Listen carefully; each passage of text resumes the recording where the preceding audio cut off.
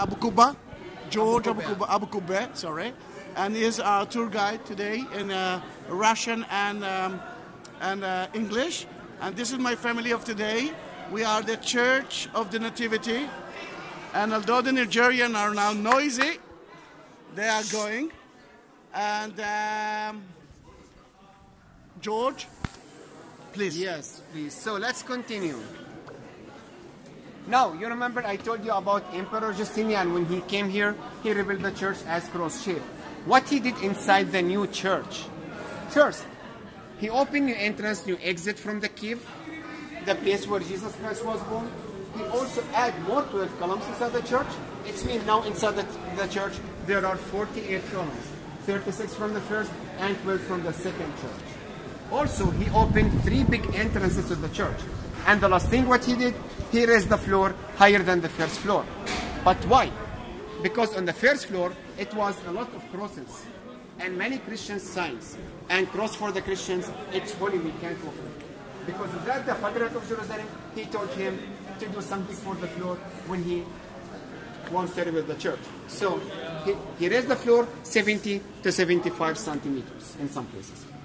After that, in 614, the Persian army came from the east. The Persian army, when they came to the land, they conquered the land, and they destroyed everything for the Christians. All the churches, all the monasteries, except one church. It was this church. But there is a reason why. Why you think? For sure you don't know. Let me tell you why. I know. No. I want them to know. Because when the Persian army came here, they saw on the top of the main facade from outside a big portrait from mosaic for the 3 wise men. 3 kings, 3 magi, who came from the east following the star. But those wise men, their clothes were like Persians. When the Persian army saw them, they thought they are Persians. They gave them respect and they went back. But after that, in 638, the Islamic period started here. The Muslims conquered the land, and their leader, Caliph or Khalifa, Umar bin al-Khattab. What's mean Khalifa? Khalifa, it means the leader after the Prophet Muhammad. And Umar bin al-Khattab, he entered inside the church and he prayed as a Muslim. But why? Because he said, for me as a Muslim, I believe in Jesus as prophet, as I believe in Muhammad as a prophet. They are both for me prophets. He prayed inside the church, and all the Muslims, they gave respect for baby Jesus or prophet Jesus, and they prayed inside the church with the Christians. For 200 years, they respected each other. And after 200 years, they left the church and they built their own mosque in front of the church. And they named it Umar bin al-Khattab Mosque. After that, during the 12th century, the Crusaders came from Europe. The Crusaders, they were Christians. So what they did to protect the church more and more? First, they closed 2 of the entrances, and the one in the middle, they made it a little bit lower. And also, they built a fortress near the church to protect the church from any attack. And during the 15th century, in the year 1500, they made the main entrance like today. Later you will see it. Zahi will show it to you. What? The main entrance. They didn't see it. No, we didn't enter from the It's entrance. 130 centimeters. They made it very small because of 2 reasons. The first reason, because it's the most holy place for the Christians. Before we enter, we should humble. And the second reason, to prevent the church from the animals. But animals, what they did inside the holy place here?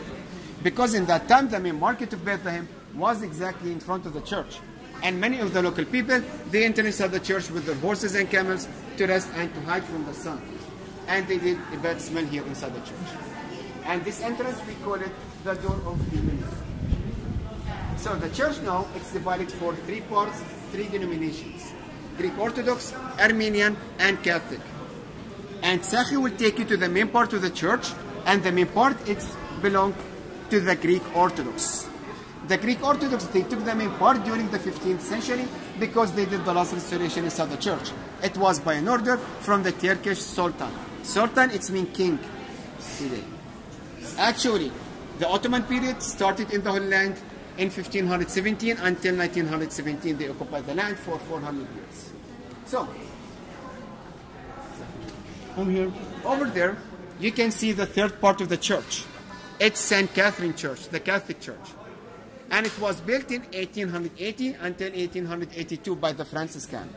And from St. Catherine Church, every year in December 24, you can watch the Christmas Mass in all over the world on your TVs. Exactly from this church. And you will see someone waving. This is the only Jew that you know that will be in the church. In the church. So, Zahi, I need from you now to take them to the main part of the church, to look at the mosaic and the Greek Orthodox, the Armenian part, and then bring them here to go to St. Jerome. You're going to the with the Russian? No, I'm with the Russian here. All right, okay. Then in that matter,